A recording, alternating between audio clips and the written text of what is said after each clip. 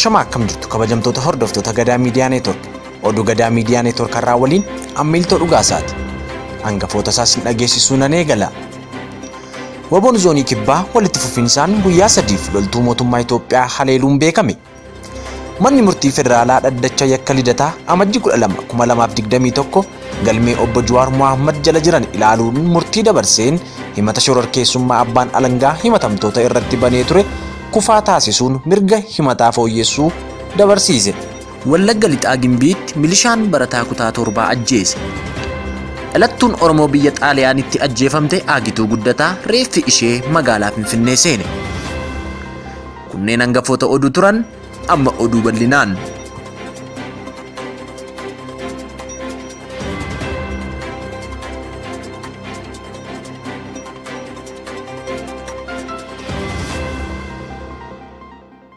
Waboon zoonii kibbaa walitti fufinsaan guyyaa 3 loltuu mootummaa Itoophiyaa haleeluun beekame. Gaachanni uummata Oromoo waboon zoonii kibbaa godina Gujii Bahaa Aanaa Gumii Eldalloo ganda Malkaa Gubaa bakka Malkaa Iddii jedhamutti amajji 9 2021 tarkaanfii waraana PP irratti fudhateen 2 ajjeesuun 5 madeessuun beekame. Bifuma wal fakkaatuun amajji 10 2021 ganda Soloq bakka Caffaa Iddii jedhamutti haleellaa waraanni PP irratti waboon fudhateen 12 ajjeesuun 21 ol madoo gochuun dhagahame. Waraanni bilisummaa Oromoo zoonii kibbaa tarkaanfii waraana mootummaa Itoophiyaa irratti fudhatu jabeessuun amajji 11 2021 Gujii Bahaa Aanaa Gumii Eldalloo ganda Bulbul bakka Walajjii jedhamutti waraana PP magaalaa Nagallee irraa gara Soloqaa jedhamutti paatroolii yookaan sireeffi 3 deemaa jiran waboon haleeluun waraana PP konkolaataa paatroolii 3 guutummaatti barbadeessuun 20 yoo ajjeesu 15 madeessuun loltuu kaanis fayyaa booji'uun akkasumas meeshaa hedduu booji'uun galii waraana bilisummaa Oromoof oolcheera. Haaluma kanaan waboon zoonii kibbaa Cibraan Soddon Booruu tarkaanfii guyyaa 3 amajji 9 hanga 11 2021tti loltuu PP irratti fudhateen 34 ajjeesuun 40 ol madeessuu ajajaan waboo naannichaa beeksise. Manni murtii federaalaa dhaddacha yakkaa lidataa amajji 12 2021 galmee obbo Jawaar Mohaammed jala jiran ilaaluun murtii dabarseen himata shororkeessummaa abbaan alangaa himatamtoota irratti banee ture kufaa taasisuun mirga himataa fooyyessuu dabarsiise. Galmee obbo Jawaar Mohaammed jalatti kan himataman namootni 24 dhimmi isaanii amajji 12 2021 ilaalamee jira. Dhaddacha kanarratti himattoonni hedduun argamanii hordofamaniiru. Hidhamtoonni siyaasaa Oromoos bakkichatti argamuun murtii darbu dhaggeeffataniiru. Abbootii alangaa fi abukaattonni siyaanni falmii isaan dhiyeeffatan mana murtichaan dhaggeeffatameera.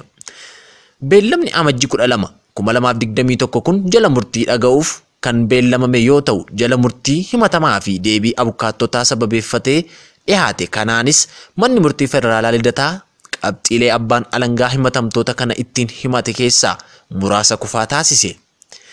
Qabxiilee murtiin irratti darbe keessaas jalqaba irratti dhimma himatamtoota kanaa manni murtii federaalaa dhaddacha yakka lidataa ilaaluuf aboo hin qabu kan jedhu kufaa gochuudhaan himata kana ilaaluuf manni murtichaa aangoo ga'aa qabaachuusaa murtiin darbeera.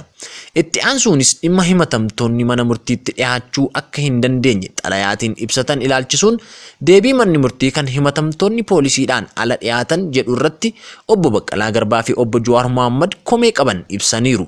Komii kana boodas manni murtii wal hubannaa malee akka hin dabarreef dhimmicha irratti irra deebiin ibsa kenneera. Dabalatas ammoo iyyannoo himatamtootaa kan abbaan alangaa federaalaa yakka nuti hin qabneen maqaa nu xureessuun miidiyaaf ibsa laate jedhu ilaalchisuun manni murtii deebii kenneen abbaan alangaa federaalaa himatamoo ta'uu keessan malee waan maqaballeessii ta'e hin dubbanne deebii jedhu kennee jira. Manni murtii federaalaa dhaddacha yakkaa lidataa oolmaasaa har'aatiinis galmee yakkaa himatamtoonni kun ittiin himataman keessaa qabxiilee 6 hanga 10 jiran kufaa taasisee jira. Innis yakka meeshaa waraanaa hayyama hin qabne qabachuu jedhu kan obbo Jawaar Mohaammed ittiin himataman manni murtii federaalaa deebii abukaattonni barreeffamaan dhiyeeffatan irratti hundaa'uun labsii seeraa yakkaa caqasa himata kanaa kufaa taasiseera. Himata sadaffaa ta'uudhaan kan abbaan alangaa himatamtoota kana irratti bane labsii shororkeessummaa galmee obbo Jawaar Mohaammed ittiin himatame manni murtichaa kufaa taasisuun mirga abbaan alangaa himaticha fooyyessuu ammoo dabarsee jira.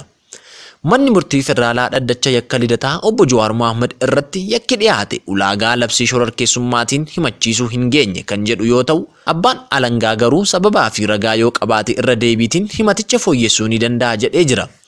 Qabxiilee murtii irratti darbe kan biroo keessaa himannoo tokkoffaa kan obbo Hamzaa Adaanaa ittiin himataman ture.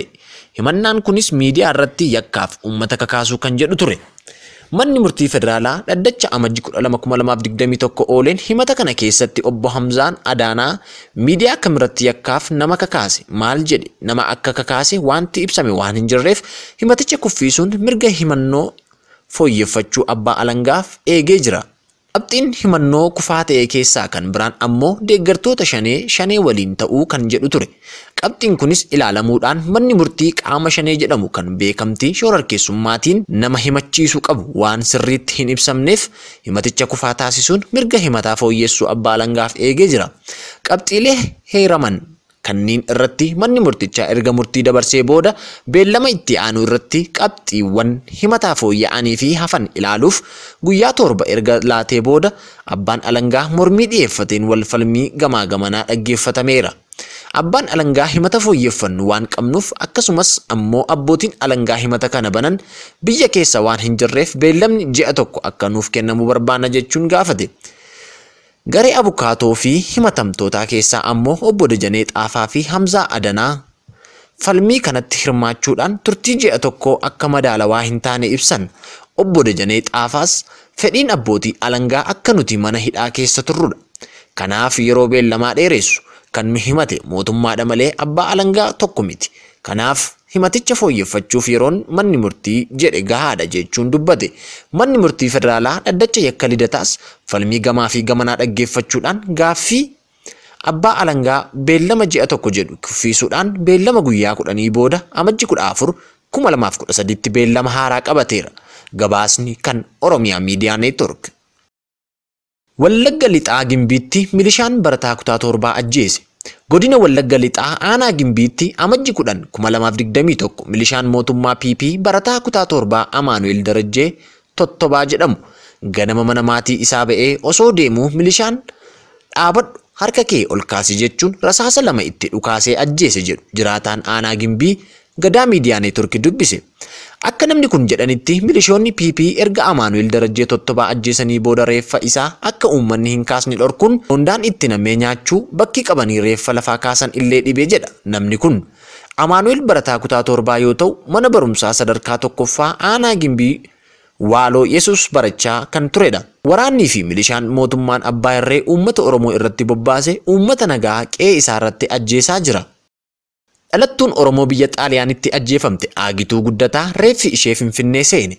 Gurguramuu lafa Oromoo mormuun mootummaa Itoophiyaa baqattee kan biyyaa baate Aagituu Guddataa fakkeenya jabinaa fi milkaa'inaa kan taate Aagituun baqattummaan biyya itti jiraattu Xaaliyaan keessatti guyyoota dura ajjeefamuun ishee addunyaa rifaasisee ture. Biyya isheetti sirni awwaalchaa akka raawwatus yaalii maatii fi mootummaan gochaa turaniin Amajji 12 2021 ganama reeffi ishee Xaaliyaanii irraa gara Oromiyaa seenuun bakka maatii fi firoottan argamanitti buufata xiyyaaraa Booletti simatameera. Sirni awwaalcha Aagitus Amajji 13 2021 akka raawwatu beekameera. Aagituun biyya Xaaliyaan keessatti baqattummaan osoo jirtu hojii ofii uummatteen baqattoota biroof illee carraa hojii uumteen gurra miidiyaalee argattee dinqisiifannaa horatte kan turtedha. Maddi oduu kanaa BBC Afaan Oromooti. Egaan kabajamtoota hordoftoota Gadaa Miidiyaa Network oduun har'aaf qabanne kan hangammaa ture. Oduu kana qopheessuun isin waliin kan ture ani Miiltoo Dhugaasaa, gulaalaan qophii kanaa Gadaa Tokkummaadha.